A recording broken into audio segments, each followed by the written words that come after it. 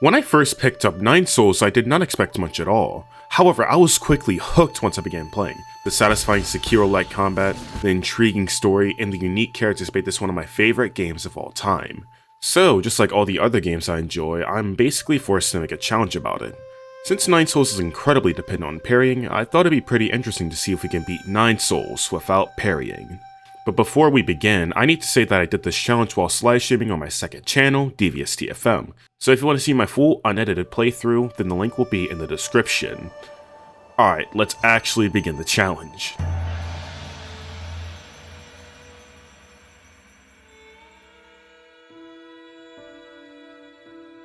We start off this challenge like every other challenge so far, immediately dying. Afterwards, we get pulled away by these tentacles into the void.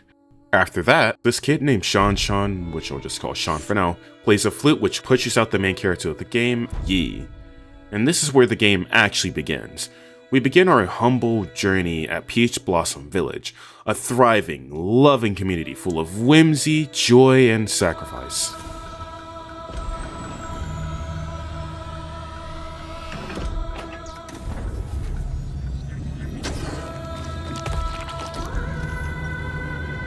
So, the reason why this is happening is because of the organization called the Souls. They tricked the 8 men, yeah, that's what humans are called in this game, into believing that the Chosen could go into their heavenly palace. But, as you can see, they lied and are just slowly killing them for research. Yi was a part of the Souls but was betrayed, and now he wants revenge. And yes, everything I say about this game lore-wise is totally 100% accurate, and the text at the bottom right totally, absolutely without a doubt means nothing. Yi waits for the first 2 to die, saves the child, and then nonchalantly goes underground to the 8-man facility.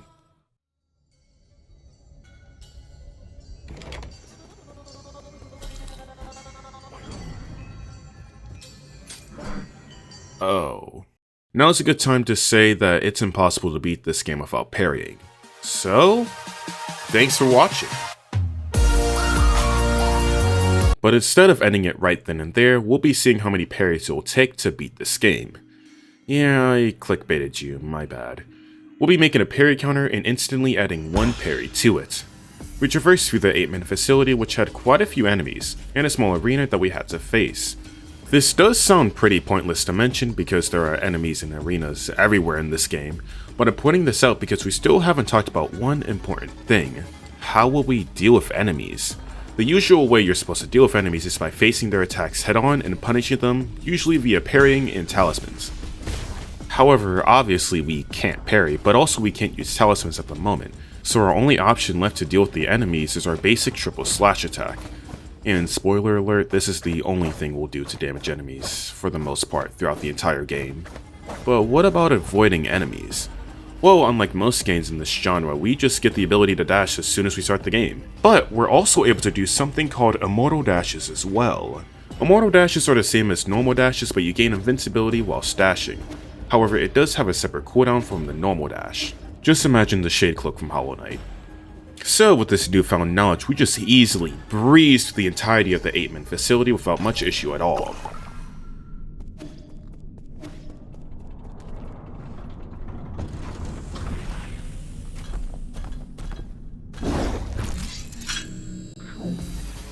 This is the Red Tiger Elite. They are a common mini-boss within the game. This one can only do 3 moves. 2 uppercuts in a row, a Crimson Jumping Slam attack, and most importantly, 3 downward slam attacks. We physically cannot dodge his attack, and it's not even close. It's faster than the cooldown of Immortal Dash, so we're just forced to take a hit and move on. Thankfully, this Red Tiger Elite has very little HP, and the other attacks are dodgeable, so we're easily able to damage tank in order to take care of him with some ease. But this just shows that the game can easily give us an incredibly hard time if they give us an attack that's a little too fast for us to dodge. Regardless, we continue on entering the Four Seasons Pavilion. Within the pavilion, we can unlock our Mystic Nymph, which doesn't do that much except for freeing our personal assistant, Abacus. Abacus is basically ChatGPT with even more information and a very strong devotion to Yi. He'll be surprisingly helpful throughout the game, including right now because Abacus makes the Four Seasons Pavilion officially our base. We'll be returning to the base many times during the challenge because he's added a recycling bin, a dead machine, Uncle Barry, and a slot machine. Plus, we're officially a father now! Shuan somehow got through the many enemies with swords, arrows, spears, and literal bombs to come to our base. But for now, we're just gonna be like low tier god and neglect Shuan to get back into the action by going into the central transport hub. But this place will force us to parry again for Tai Chi Kick. Tai Chi Kick allows us to bounce on green orbs for more height, and we'll need it for this gap right here. But sadly, Tai Chi Kick requires 3 parries to get, and I have to rip off the band-aid. We cannot do anything to avoid the 3 parries. We can actually get past this gap by only parrying once, by parrying an enemy to get a key charge and using a talisman for horizontal distance to barely reach the gap. But as we'll see later, we legit can't beat the game without Tai Chi Kick. We need it to progress, so we can just tank the 3 parries and move on through the game. Wait a minute, shouldn't using Tai Chi Kick to bounce on orbs also count as a parry because it requires the parry button? Well, for the way I made this challenge, it doesn't. Now is probably a good time to talk about what I consider a parry to clear up any confusion in the future. What I consider a parry is using the basic parry ability, Tai Chi Kick along with Skull Kick, and Unbounded Counter as parrying, if you're using them to deflect an enemy attack, so we can leave this area with only 4 parries to our name. We continued on to the Power Reservoir, which didn't have that much of a challenge in terms of difficulty. Inside the Power Reservoir, I met up with this guy called Chill. He's pretty chill. I bought this shade from him, which makes my healing speed faster. That jade will be needed considering that we're going to be fighting our first boss. After activating the light bridge, we can go inside the pyramid to meet them.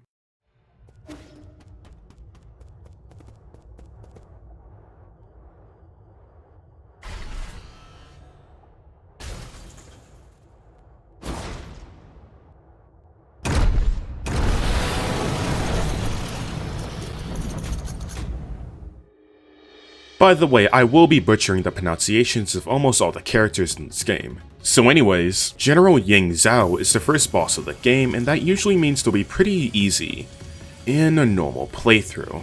This boss is actually one of the more difficult fights compared to the rest of the fights in this challenge, so let's get into why. Yang Zhao does 2 attacks in phase 1, an overhead slam followed by an underhand strike, and charging back and forth across the arena, slashing us when we're near. In the second phase, they get a new attack and a change to 1 attack. The new attack is a basic spear charge. Yeah, that's it. Pretty simple. The change for the charging back and forth attack is adding a follow-up where they jump into the air and then stab us. So how will we deal with this boss? Well, it's pretty simple. Just dodge. We could dodge every attack that he does by dashing. But unfortunately, this is actually a lot harder than you'd probably think, and it's due to one simple reason.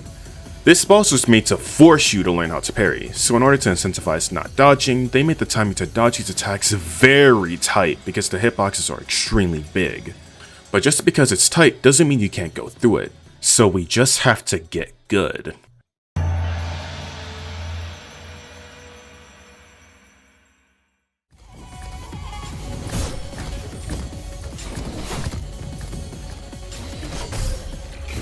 Oh God, oh God.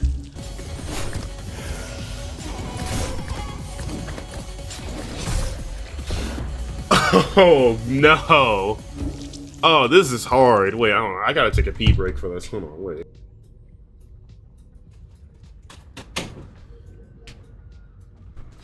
What does that mean? What do you mean, of course I have to pee? I'm a human being. I gotta pee.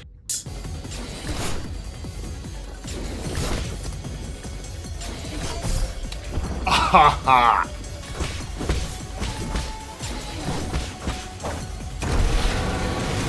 Don't f. I accidentally used both of my heals. God damn it!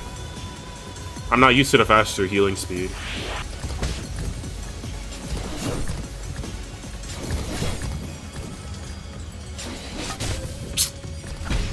Awful position, man. I gotta get him over here.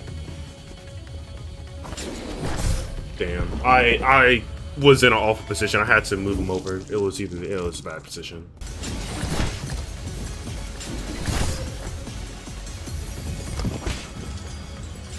Okay, this frame perfectly encapsulates how tight the hitboxes are. He's attacking right there, and I'm right here. This should not hit by any means at all, but take a look at what happens. I really hate how you can feel if you just slightly pressed it too early or too late, man. God damn it.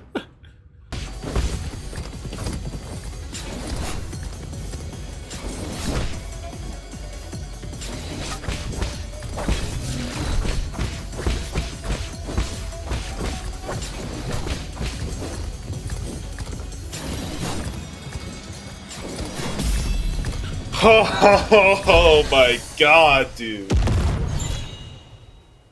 Wow, that was way harder than I thought it'd be. Holy shit, man. After almost an hour of attempts, we finally beat the first boss of the game. And after that, we meet up with our good friend Kuafu. He will be extremely useful in this challenge by providing us upgrades to almost anything. Plus, he gives us our old Azar bow.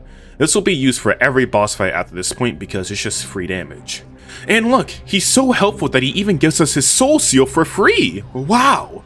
Soul seals and Nine Souls don't serve much of a purpose gameplay wise, except for being the primary way that we progress in the game. If we're able to get all of them, we'll be able to unlock something called the Council Code, which will probably do something important, so let's just get the one Kuafu gave us.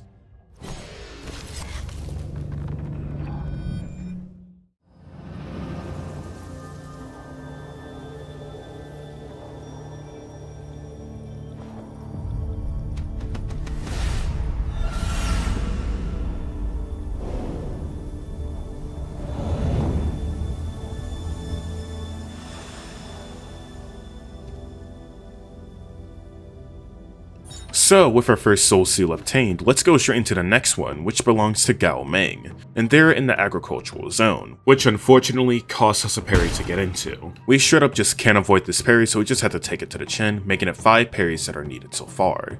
Within the agricultural zone, we met up with this homeless girl who's... Don't you dare misgender somebody again, bootlicker! I mean boy.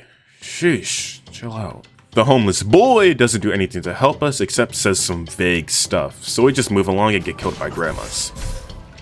After getting jumped by those said grandmas, I ran away as far as I physically could, because those grandmas are insane!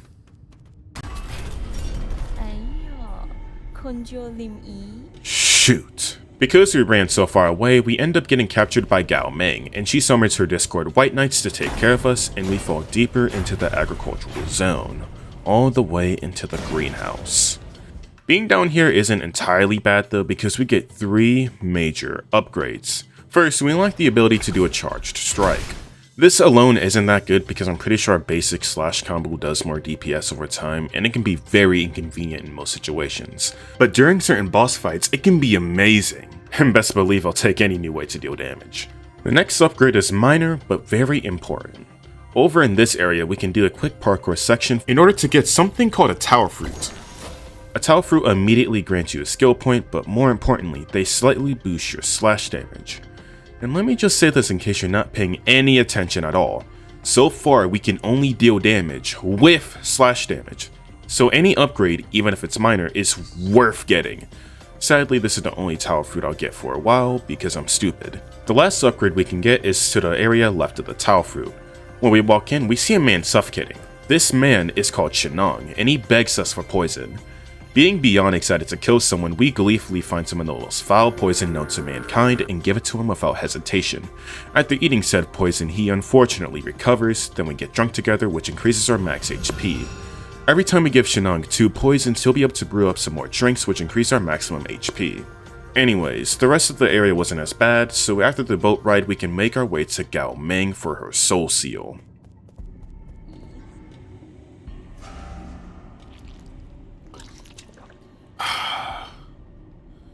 Just straight up eating eyeballs, bro. That's like eating a hot dog, but you just don't bite, you just swallow it whole. That's kind of crazy. She a freak too? Yeah, she definitely a freak, yeah, no doubt. Nobody can just gain the ability to just... Like, look, the eyeballs are just infinitely regenerating. She clearly eats them all the time, man. Ain't you going for another bite mid-convo?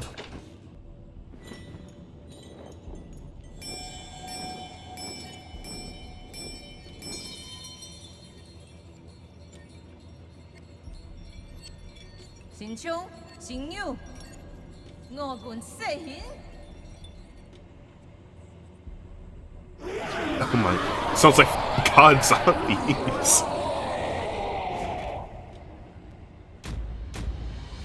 Now usually I'd explain what this boss does, but I beat this boss in my first attempt, so just enjoy me dominating. Round 1, fight!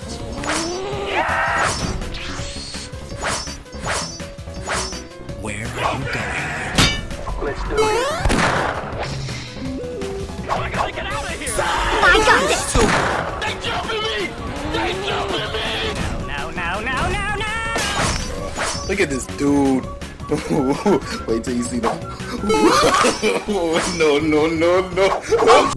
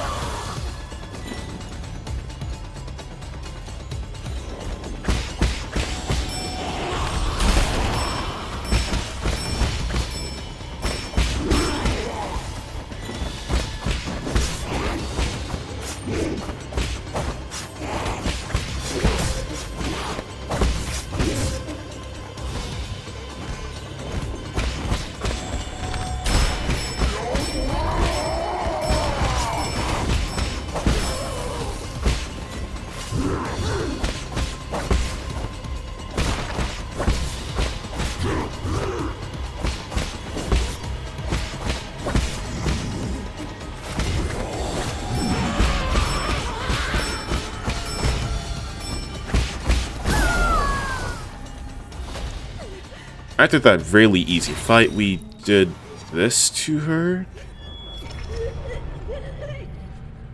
And then we go get her soul seal. Hooray!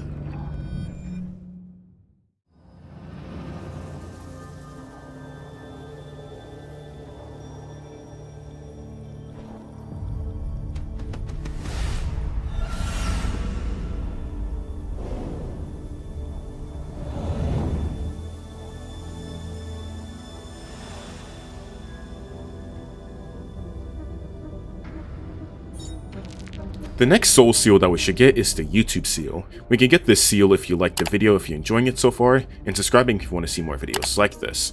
I'm trying to reach 3,000 subscribers, so any support is greatly appreciated. I also now have a Discord server if you want to know when I'll stream, upload, or post teasers of upcoming videos. Speaking of which, I've uploaded a teaser on most of the challenges that I'll plan to do for this season. You can also suggest a challenge that I can do, which could become a video or a short. And if I do your challenge idea, then I'll credit you. The link to the Discord is in the description if you want to check it out. Alright, enough self-promo. The next seal that we need to actually get is Yanlao seal.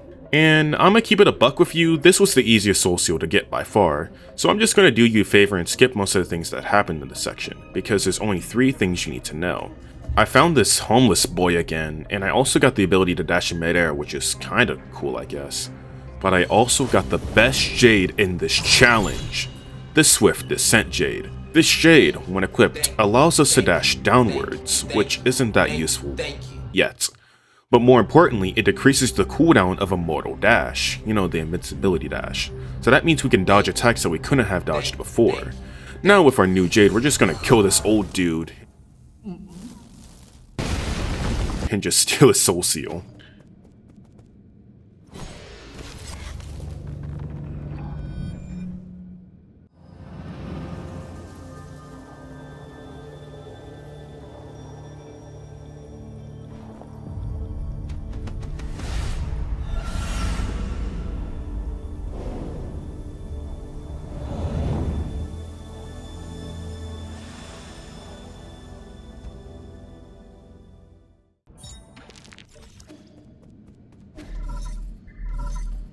After stealing that old guy's soul seal, we end up getting a call from Jiequan, who holds the next seal that we need to get. He tells us to pull up to his place unless we're a wuss, and unfortunately from, I ain't a wuss, my name is... Oh yeah, Chris tips for mangoes. He'll be easy, I got that.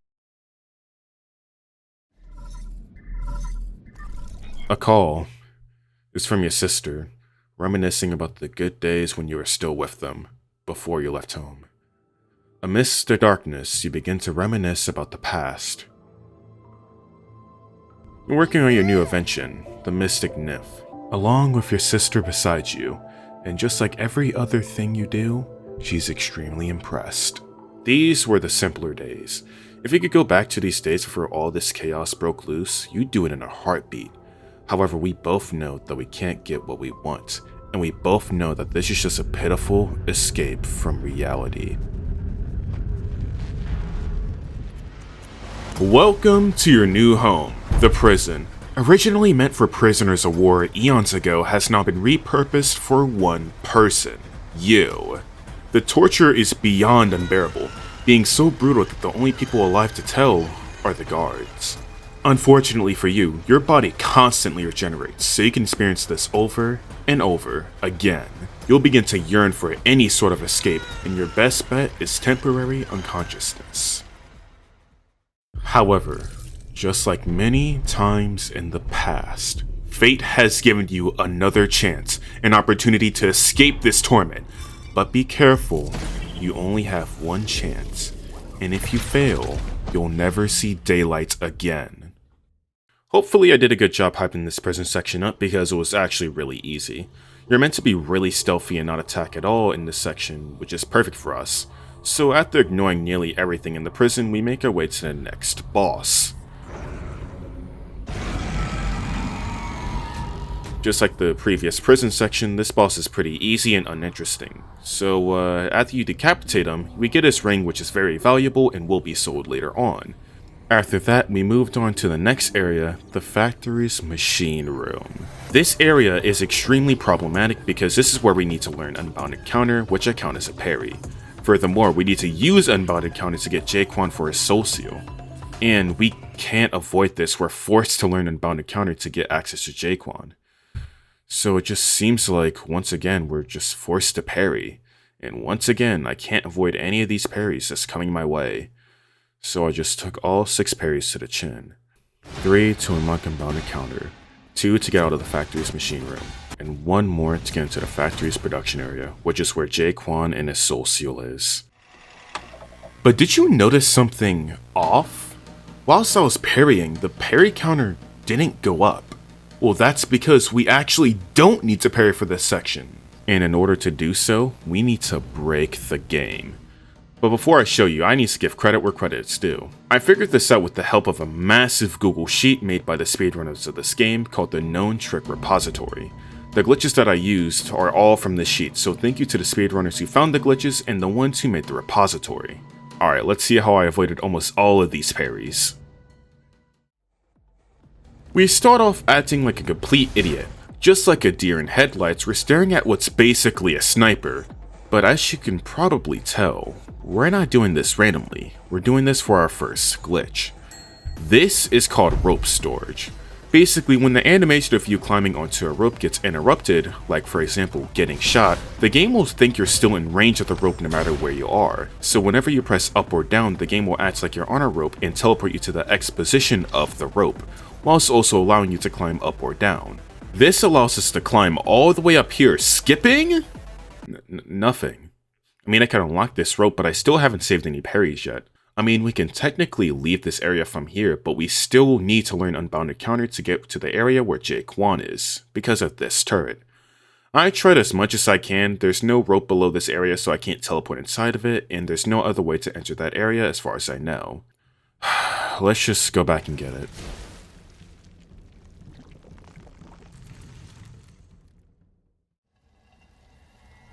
Welcome to the Limitless Realm. We only come here for upgrades, so don't worry too much about this place. In order to unlock Unbounded Counter, we need to use Unbounded Counter on this guy 3 times.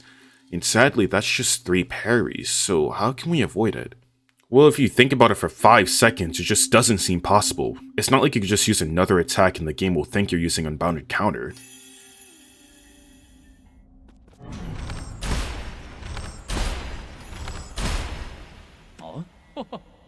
Wow.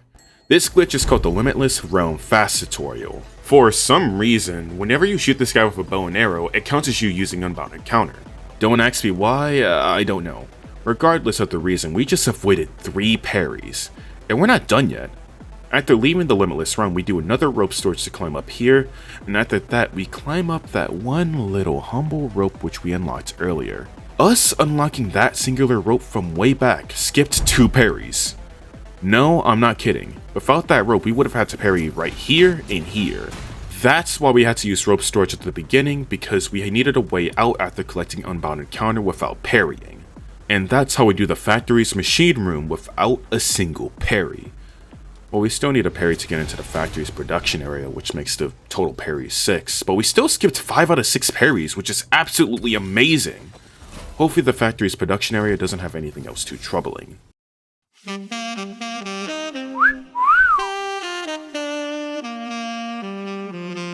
I keep forgetting how much fan service this game has. The factory's production area houses nothing to stop us from going to Jiequan except for a lot of babies.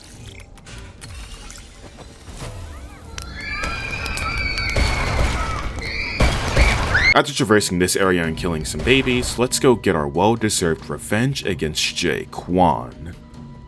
We're not going to be poisoning this thing, we're going to be doing this raw, we're going to do it hard mode.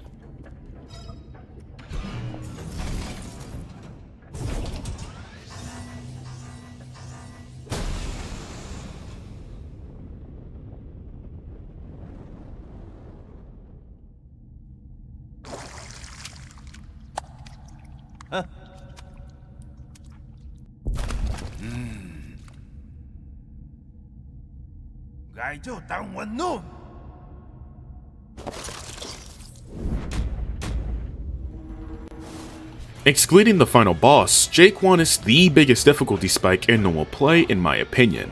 However, this boss is also an extreme difficulty spike in this challenge as well, and the reason why will be apparent soon enough.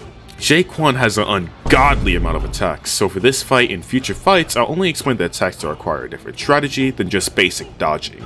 Jiequan's most well-known attack is his Crimson Slam with his halberd. You're usually supposed to use an unbounded counter for this move, so in order to incentivize it, the devs made it so that if you don't parry this move, it will summon 2 fire pillars that travel across the arena while slingering fire on the ground. Yeah! Plus the fact that Jiequan is one of the most fast-paced bosses in the game, and you have a recipe for a boss that can easily put you in a situation that will force you to take damage. Your best bet is to get inside those pillars ASAP when it's safe to do so. Another attack that Jiequan does is when he jumps back and throws bombs in the air. This attack is very easy to dodge unless you're an idiot like me. All you have to do is just move away in the opposite direction.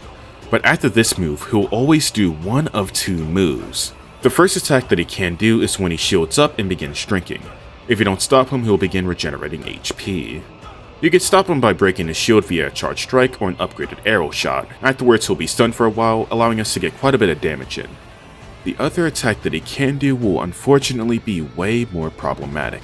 And this attack will be the first in a series that I'll call the Projectile Spam series. And the first entry in this series is Jiequan's Knife Attack.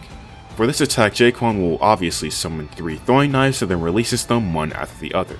We cannot dodge this at all. Our Immortal Dash regenerates too slow to dash through all 3 of them, so this marks our first attack that we're unable to physically dodge consistently. But are we really unable to dash through all 3 of them? What if I told you that we in fact can dash through all 3 of the throwing knives even if our Immortal Dash takes too long to regenerate? Well, in order to understand why, we need to look at one of the most important jades in this challenge. The Swift Descent Jade massively decreases the cooldown of our Immortal Dash whilst also doing one extra thing. It allows you to dash downwards, which doesn't seem that useful because dashing downwards still isn't an Immortal Dash. But for some reason, dashing downwards grants you a very small amount of invincibility, which allows us to do this.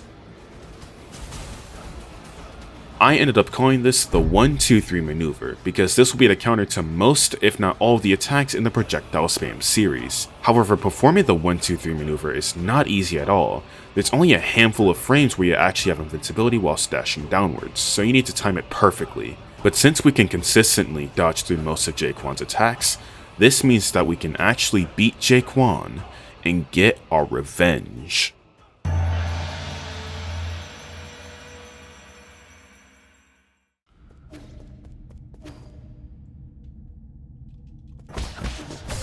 What? Alright, hold on, wait, I need a replay on that.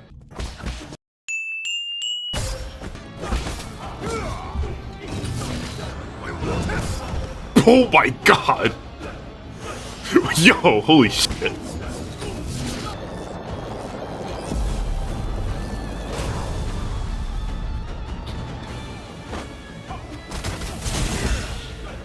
Fuck, dude. What? Oh my god. God damn it. Wait, hold on. What was I want to see this new attack. I forgot. There was a new attack. This fight feels very out of my control, really, because, like, because I'm just constantly put in bad positions, really, because I can't deal with his attacks without parrying.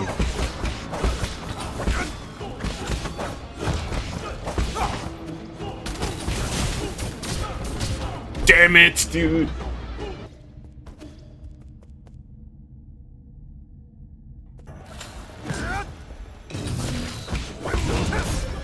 Okay, yeah,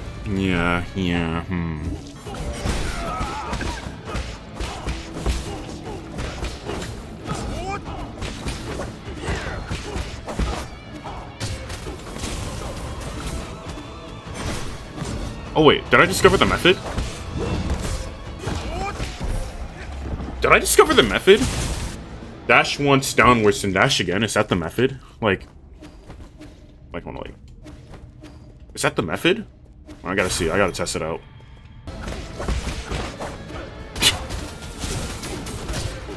Yeah, that's definitely the method. I was just too close that time.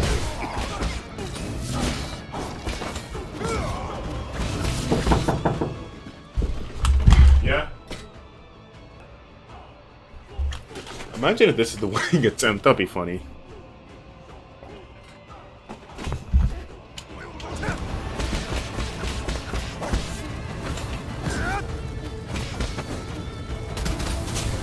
Oh, what was I doing? That was in fact not the winning attempt.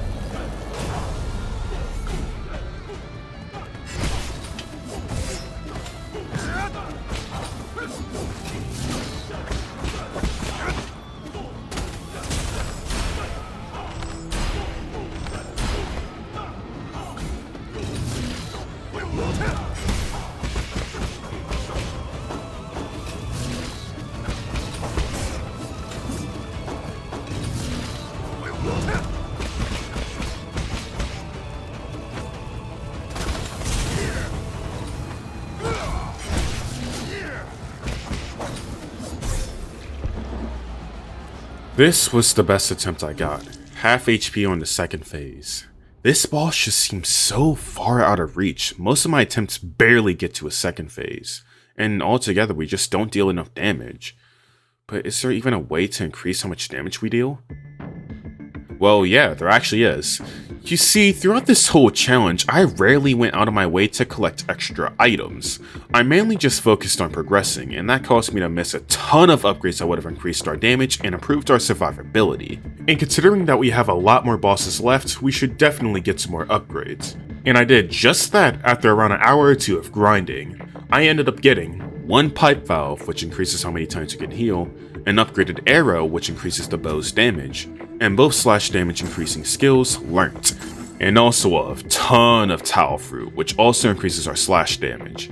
And one more important thing, a lot more jades. I haven't really talked about this yet, but jades and Nine Sols are things you can equip for buffs. However, 99% of them are just useless because they involve parrying, involve talismans, or involve key charges. However, there are two jades that benefit us massively. The two jades are the Swift Blade Jade and the Breather Jade. The Swift Blade Jade increases the attack speed of the triple slash combo. It does come with a cost though. Each time you swing, you take a bit of internal damage. If you don't know what internal damage is, don't worry about it because our next jade completely nullifies it. The Breather Jade recovers our internal damage each time we hit an enemy with a slash attack. So in other words, we can slash way faster without any downsides. These jades will be equipped for every boss in the challenge no matter what. They are absolutely necessary for this challenge. Oh yeah, also I got a couple of competing ships which increases how many jades we can equip. I can't pinpoint exactly where I got them, so just know I got enough to equip Swift Descent, Swift Blade, and the Breather Jade. But are all these enough to beat Jiequan? Well, there's only one way to find out.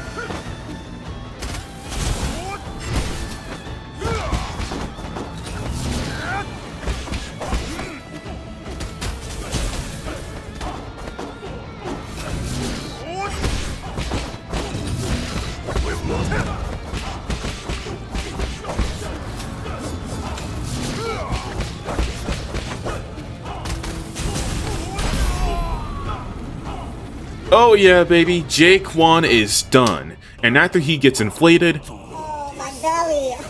It's all inflated and fat right now. we can finally go grab his soul seal.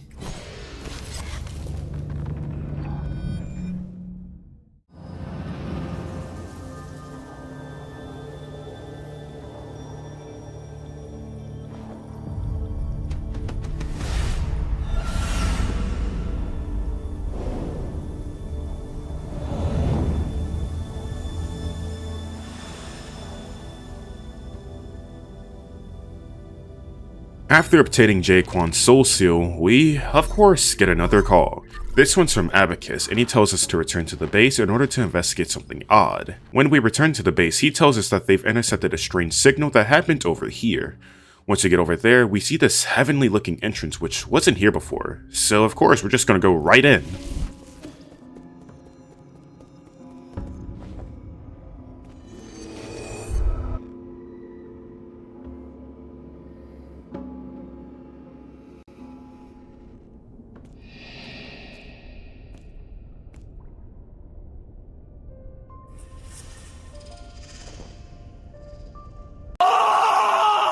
I was joking when I said this place looked heavenly. Sheesh. Well, I wasn't, but you know. But anyways, shoot, another mistake. Cut this out, future me. Ooh. Anyways, after getting reminded once again how much fan service this game has, Yi decides to enjoy himself by stripping BBN and begins bathing. Yi tries convincing Lady Ethereal to give us her soul seal, but she's schizo right now, therefore we can't get it yet. So we do the only thing that we can do, just move right. And no, it's not like Sonic.exe where it's just boring. There's a whole parkour course to the right, which has nothing of value. And it's kinda boring, so forget what I said. After completing it, we somehow appear right back where Lady Ethereal was, and for some reason this guy is just straight tweaking.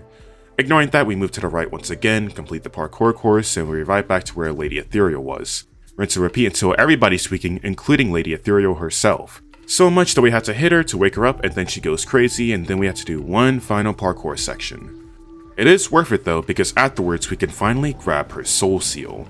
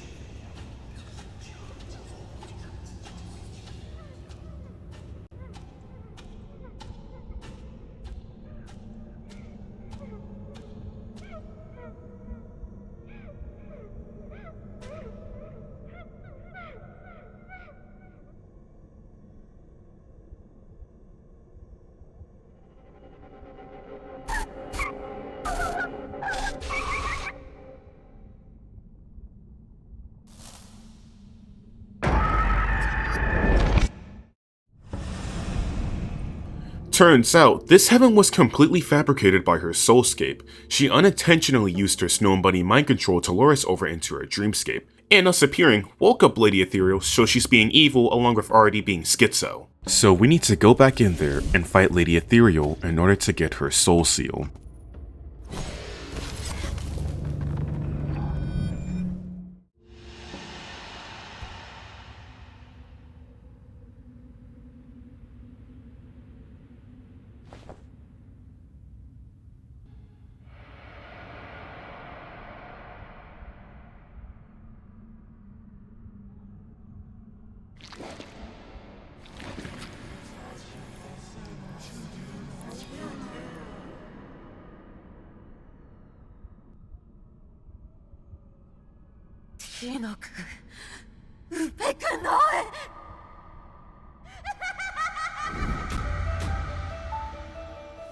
Lady Ethereal is a very different and unique boss compared to the others, as most of her attacks are very easy to dodge, but that doesn't mean she's extremely easy. She has 3 different phases, which is the most out of all the bosses, and her phases are very different from each other, so allow me to explain them real quick.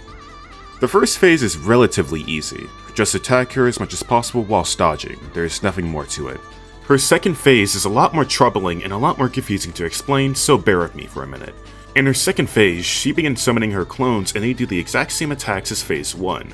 However, the real Lady Ethereal looks the exact same as her clones, so you have to check if they're a clone by slashing them. If they're a clone, they'll immediately disappear, but you can actually hit the real Lady Ethereal and deal damage to her. But even if you hit the real one, you can still barely deal damage to them because they'll just disappear. You're usually supposed to use a talisman once you find the real one in order to stun her for a bit, allowing for a ton of damage. But we don't have that kind of luxury because we can't get key charges. Wait, what? Alright, now it's the time to explain a weird attack that'll be persistent in the next 3 bosses. This weird homing purple ball. Me using Tai Chi kick on those balls, I should have counted as a parry, but it didn't cross my mind at all because I seen those purple balls in the environment and my brain just went into complete autopilot mode. So let's also put these in a series called Things I Should Have Counted as a Parry. If you want me to redo the next 3 fights without, parrying those attacks, then let me know in the comments. But even with these purple balls as a weird help, that attack still rarely happens, so I can still rarely stun her. Luckily, we can use our Azara bow to stun them and our charged strike. I don't recommend using charged strike though, because of the wind up time which forces you to take a wild guess which can easily punish you massively. Phase 3 is so much simpler though. She does summon more clones and she does do harder attacks, however the clones no longer look the same as Lady Ethereal. So at the start of Phase 3, dodge the massive Rasengan by doing the 1-2-3 maneuver, hold our charge strike, and then whenever you can damage Lady Ethereal, use it to stun her and then spam slash as much as possible, rinse and repeat until the fight is over. Alright, that's all for the boss. Can we move on to the attempts now? Well, not yet. Do you remember the projectile spam series? Well, it's time to add a new addition to it, with her triple dagger attack, and it's legit just luck to dodge, there's nothing else to it. The best strategy that I came up with was just to pray that she doesn't do the attack. And if it does happen, just pray you'll survive by luck. Alright, with all that out of the way, how did I do against Lady Ethereal?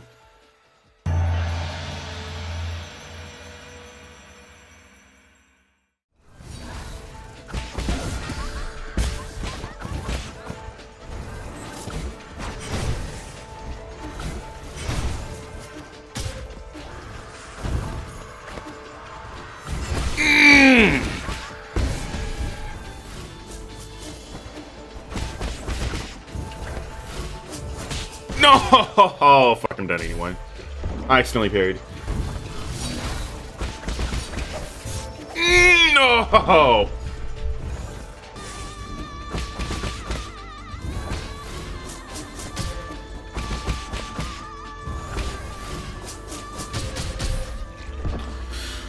You see why I don't like that move?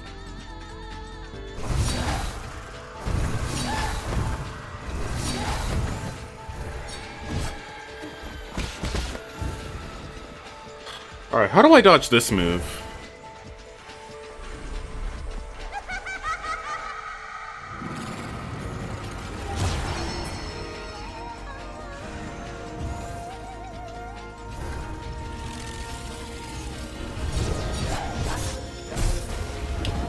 Ooh. Trust me. It's gonna be the second one. Oh my god, I'm actually a genius! That was not worth. That was not worth wasting key charges for. Oh, that nearly worked! Wait, whoa, that actually nearly worked. I just fucked up the final one.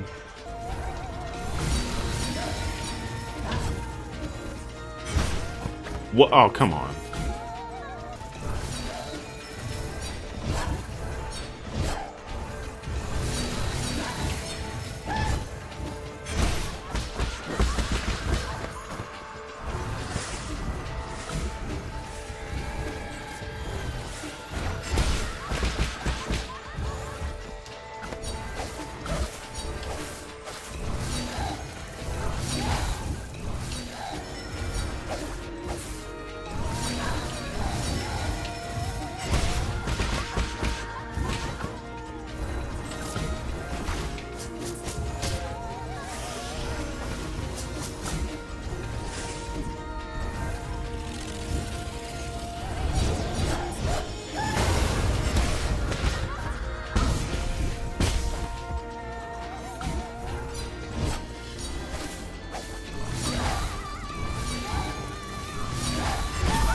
Oh my goodness.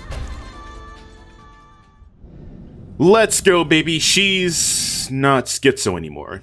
And after reliving our trauma, she finally gave us her soul seal.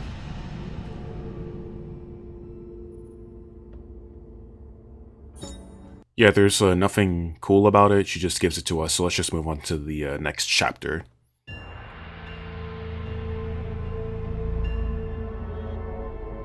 After obtaining her soul seal, we, of course, don't get another call. Oh my god, bro. Instead of listening to the call, we actually need to make our way to the Grotto of Scriptures to get another soul seal. In order to do so, we need to backtrack to the agricultural zone to do so. But before that, I need a bit of an upgrade. Oh, I never saw for this. I got this. Watch this. Holy shit, I actually get... By pure luck, I got a pipe valve and later on some fertilizer. With the fertilizer, we can do the unthinkable and actually take care of our child.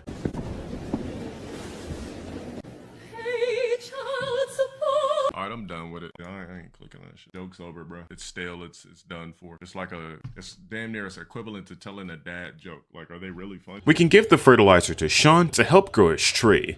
I got another one of these fertilizers during the Jiequan training arc and I just didn't tell you. And if you give Sean 2 fertilizers, the tree will grow high enough so he can collect these 2 chests, which contains a computing unit.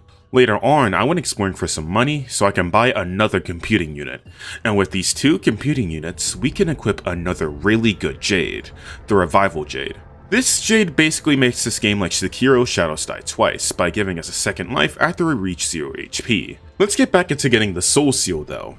On our way to the agricultural zone, we meet this homeless boy again, and they do this weird thing, laugh, and then leave. But Yi realizes that that homeless boy that we've been encountering throughout the whole game isn't actually a homeless boy. It's G, the holder of the soul seal that we're after. So we pursue them into the Grotto of Scriptures, which altogether doesn't provide that big of a challenge, so we just make our way to G in order to steal their soul seal.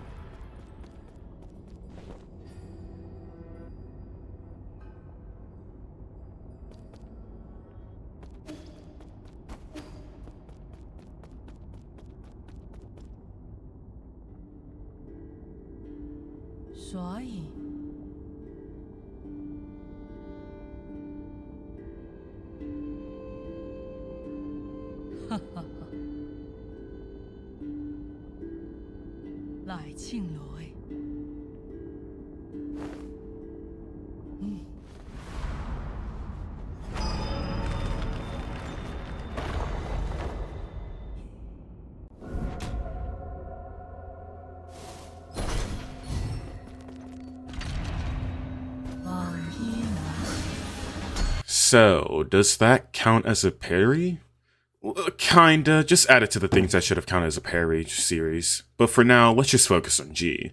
First things first, what are his moves? Well, it's time to add a new addition to the projectile spam series with just G, because almost all of his moves are projectiles. Where they're not that bad alone because we can dodge almost all of his attacks, and the few that we can't dodge are extremely rare to get. But now we have to prioritize dodging rather than attacking, meaning that we can rarely ever deal damage except during his constellation attack, which can make the fight take forever. This fight is honestly just an endurance test. You're forced to play extremely safe and rarely attack unless you want a disappointing and quick death. So let's take a look at how I did.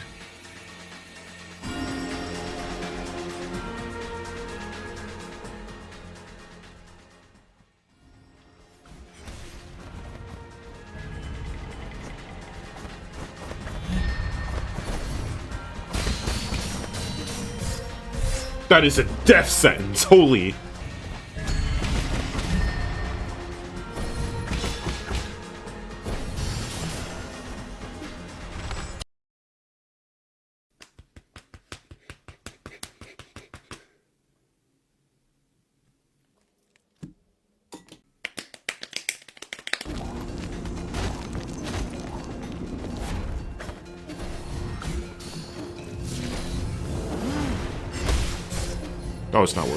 That was not worth either. Damn.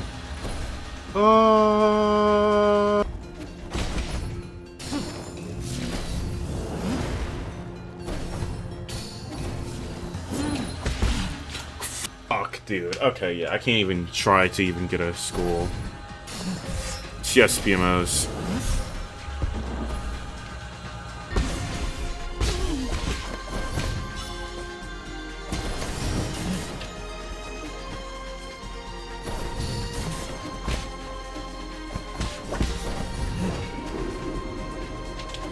No, I dashed the wrong way. That would have been crazy if I clutched that.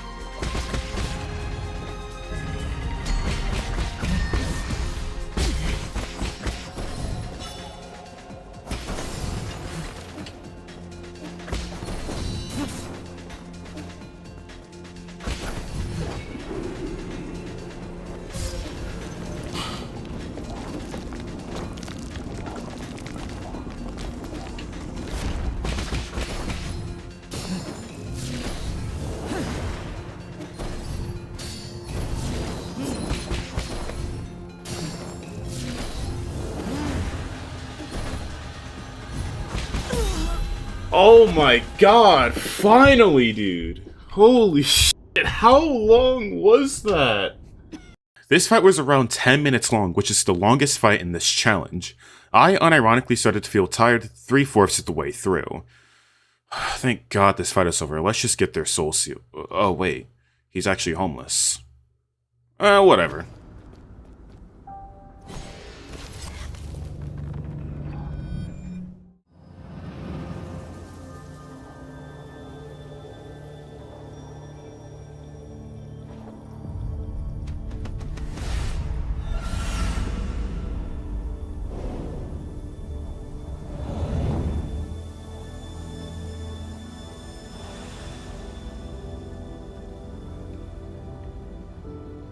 If you haven't played this game before, you might be a bit confused on why we're collecting 2 soul seals in this one chapter, because we've been collecting 1 seal per chapter so far. Well, Fuxi's seal is meant to be free to get in the Empyrean District, and Nuwa's seal is also in the Empyrean District, so we're just gonna merge these 2 seals together. Anyways, as you could probably tell via context clues, we're going straight to the Empyrean District. This place is filled to the brim with literal zombies. These guys are called the mutants. We physically cannot kill them due to the virus that I cannot pronounce, so I'll just beat around the bush whenever I talk about it. Whenever we try to kill them, they'll only be temporarily stunned, recovering back to full HP. Furthermore, there are these weird flower ones that I call the core mutants that block our path, so we're forced to go up to Fuxi and Nuwa.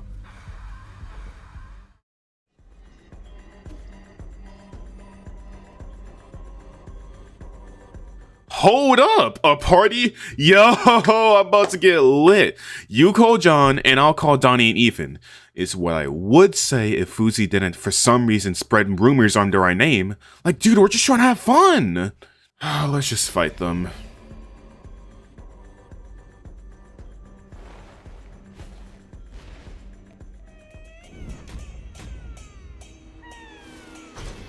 This is the hardest boss in the challenge.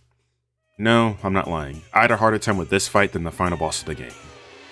The first phase of this fight is extremely easy, with Fuxi's extremely telegraphed attacks that can be consistently dodged. But the second phase is where Nuwa comes into play, and she is so annoying. Legit, almost all of her attacks are a massive issue because she'll follow up with an attack after Fuxi attacks, which makes dodging extremely awkward and way tighter. But there's one attack that really grinded my gears. And this attack is the reason why I consider this boss harder than the final boss. Time for another entry in the projectile spam series with her 2 homing swords attack. As you can most likely tell, she summons 2 swords that travel to us after a bit. This attack sucks because it's her most common attack and it's extremely awkward and tight to dodge with the 1-2-3 maneuver, making it feel like luck most of the time. Let me say this again, keep in mind that this is her most common attack, meaning that we'll get very few runs that will get far because of the most common attack feeling like luck to dodge. It is important to note that the rest of her attacks weren't nearly as bad, but they're still an issue.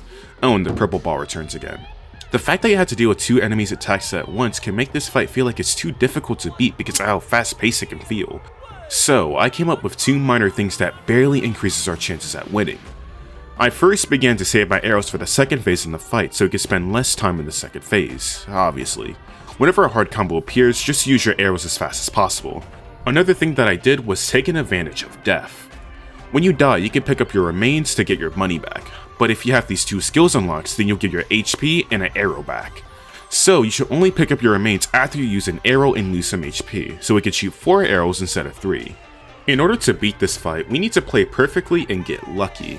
However, due to the sheer amount of combos they can do, it can be very difficult to get a basic understanding of how to deal with the second phase due to how fast paced the whole fight is. However, it's still definitely possible. We just need to get that one attempt.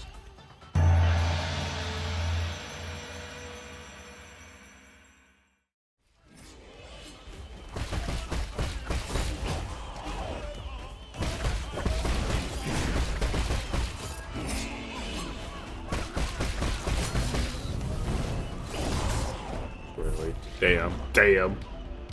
That was ridiculously early. Yeah, it seems like we're just gonna fight them normally, so it's not gonna be that bad compared to the other bosses where I had to come up with a whole new strategy and all that other shit. It's just gonna be me doing me. Damn, okay, wait.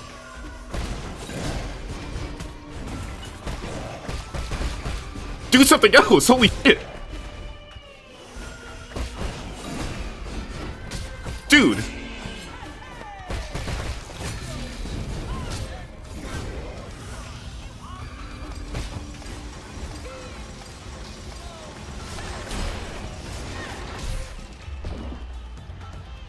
Oh, that had to be unlucky. She did that move f***ing 5 times in a row, dude.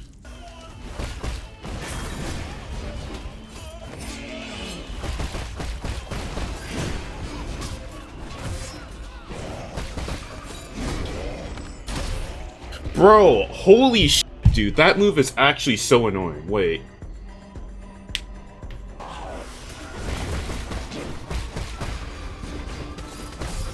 Dude, holy shit, bro. That move sucks so bad, bro. Oh my god.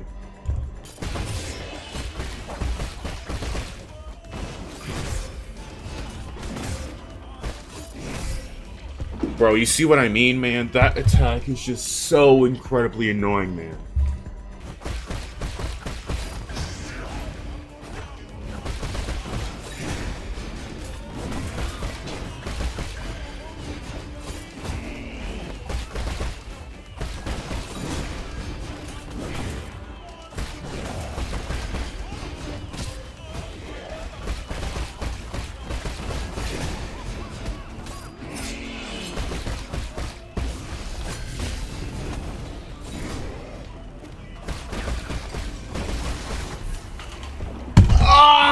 I knew I should have done it, bro. Ah, god damn it. Dude. He was dead ass 1 hit away. I knew I should have done it, but I went for it, dude.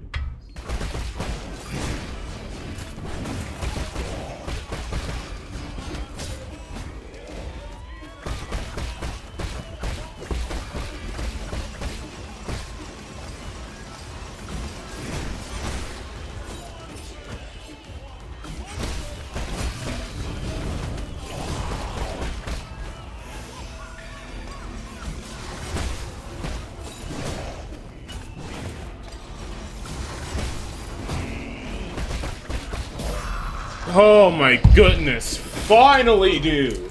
Let's go! The worst boss of the game is done. Let's just get the soul seal, man.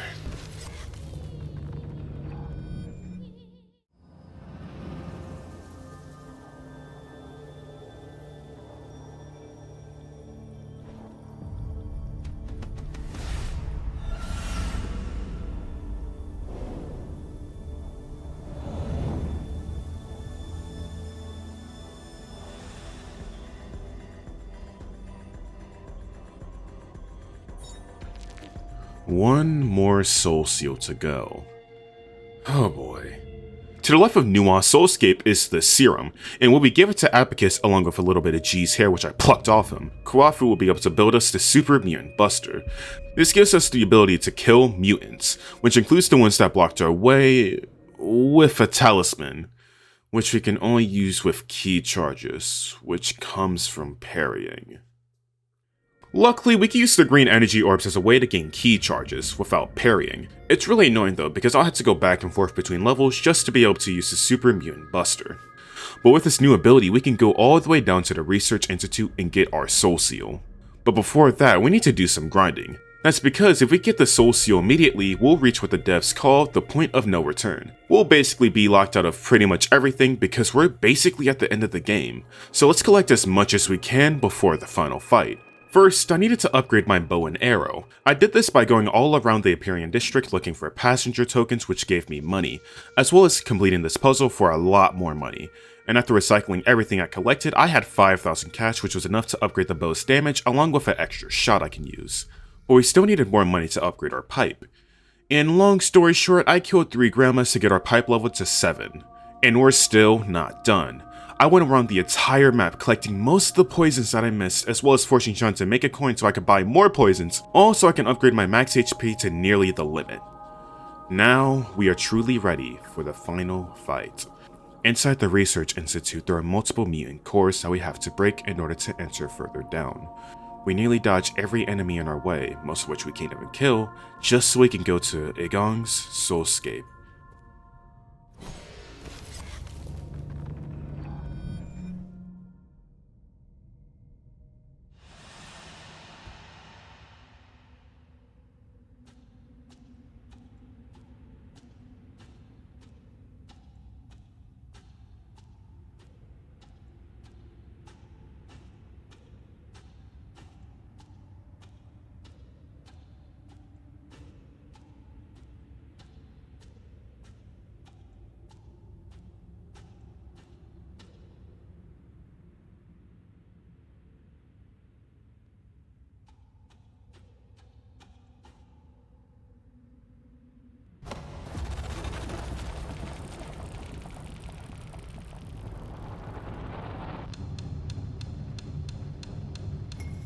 Eigong was waiting for us in here the whole time, just so she can strip away all of our soul seals away from us, and leave us stranded in her soulscape.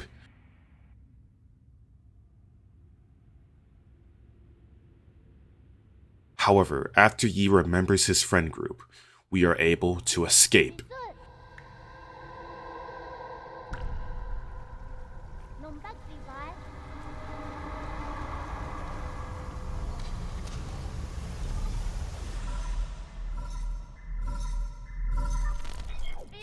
Sean calls us and says our base has been attacked. We must quickly go help him, but...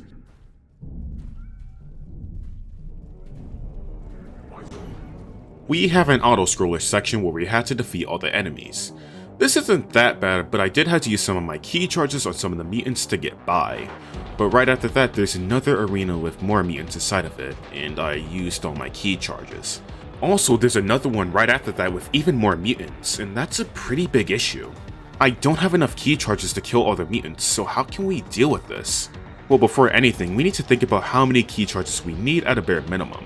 In the auto-scroller section, we technically don't need to kill any enemies at all, but it'd be extremely hard to do so at the bare minimum we'd probably need 1 charge. In the first arena, we need to kill 2 enemies, which means 2 more key charges. And lastly, for the final arena, we need to kill 3 enemies, which costs 3 key charges. So there's a pretty big problem. We will need 6 key charges at a bare minimum to get through this, and the maximum that we can get in this game is 5. So if we need to use 6 key charges but only have 5 key charges available at max, we'll need to figure out a way to use 1 talisman multiple times. But obviously that just sounds impossible. It seems like at the very end, we're stuck and forced to take 5 parries. But luckily for us, there are 2 jades that will fix this. The Yin and Yang Mob Quell Jades. These 2 jades combined allows us to use 1 talisman 3 times, which decreases the amount of key charges that we'll need to 4. So without a doubt we need to get these. But there's an issue. We can't get these jades because we've passed the point of no return. which means we're stuck here, so there's legit nothing we can do about this. If we were playing normally, you see, we already used a bunch of glitches, so why don't we just tinker with the save file a bit? You see, after you beat the game, if you select the save file that you beat the game in, they'll put you at a point before the point of no return. However, the game has to store where you were before the point of no return somewhere. So, after going into Eigong's Soulscape, the devs copied your save file and added before no return point to the end of them. So whenever they needed it, they can use it. But we can take advantage of this. We can just replace our current save data with the one before the point of no return, and now we're free. So now we can get both of the Jades. One of them is bought from Cho, and the other is inside the prison. With these new Jades, we can equip them and go back into Eigong's Soulscape with 4 key charges. Afterwards, we use 1 key charge in the auto-scroller, 1 in the first arena, and lastly we use 2 in the final arena. Fun fact, I also could have used Unbound Encounter to get through the whole section without parrying, but I'm gonna leave that as an exercise for you to figure out later. Now we can go back to our base to see what happened.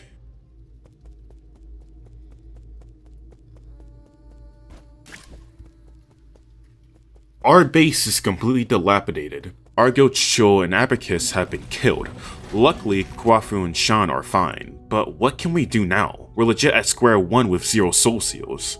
Well, Kuafu and Yi decide to go back to their home planet, Penglai. But I assume we cannot do this without unlocking the council code first, which requires using all the soul seals. So we need to take back what's ours by confronting Eigong, the final boss of the game.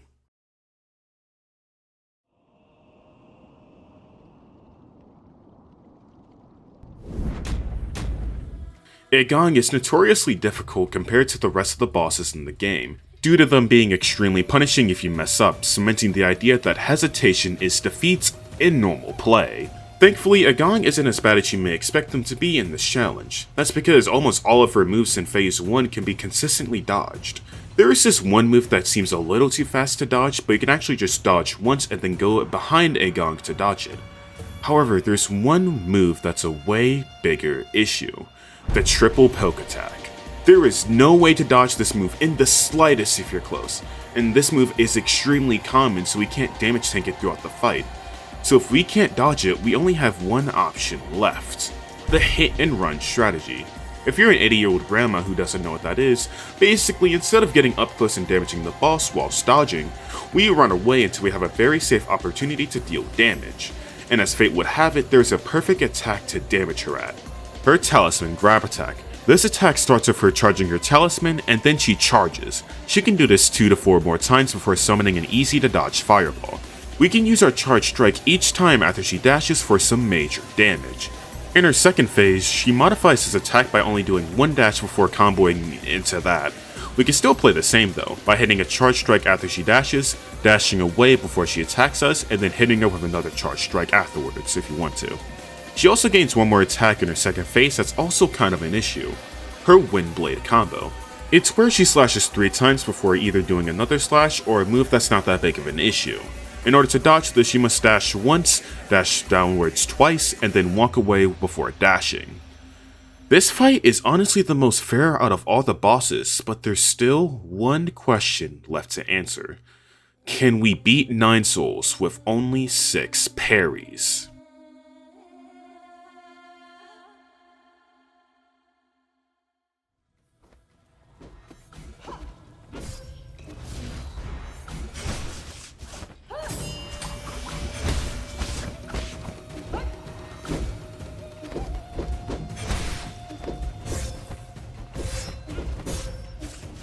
That move is just killer, dude.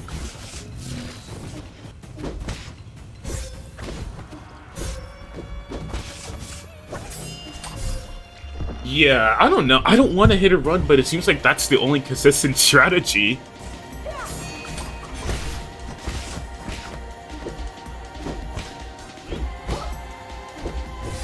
Yeah, she follows up. You can't do much, really.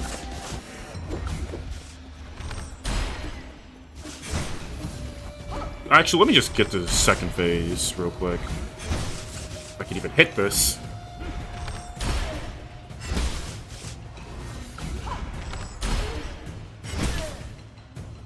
Alright, so can I dodge this move? Let's see if I can dodge this move. Oh wait, I can.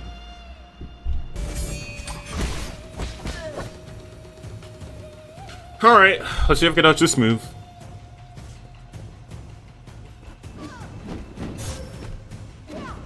Oh wow.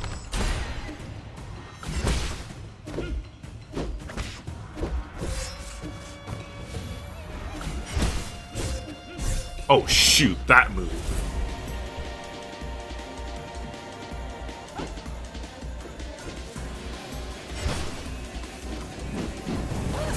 Oh, I withdraw. That worked out. Yeah, I don't like this strategy, but honestly, it is what it is. To be fair, I'm just gonna keep it real.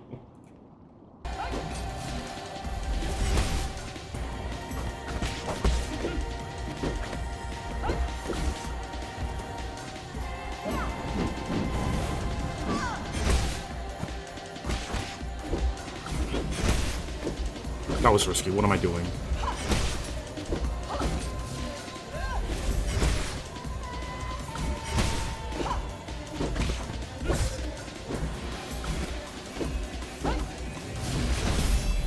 Holy shit! Wow! Damn! That was way faster than I thought it'd be. Yes, we can. We can beat 9 Souls with only 6 parries to our name. Thank you for watching.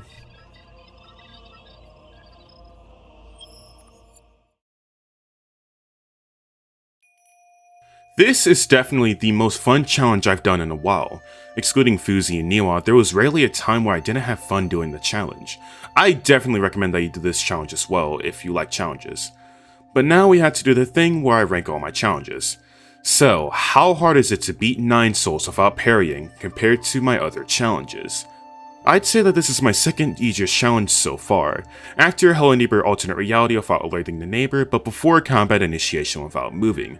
9 Souls without parrying wasn't really that difficult technical wise, it was just difficult to defeat the bosses.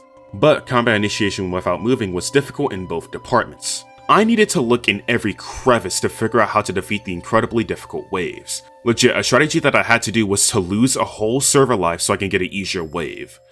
So I can safely say that this is my second easiest challenge. Alright, that's it for me. If you enjoyed this video, then consider liking it, and if you want to see more stuff like this, then subscribe. And if you have a challenge that you want me to do, then send it in the Discord. The link is in the description. Alright, I'll see you in the next challenge video.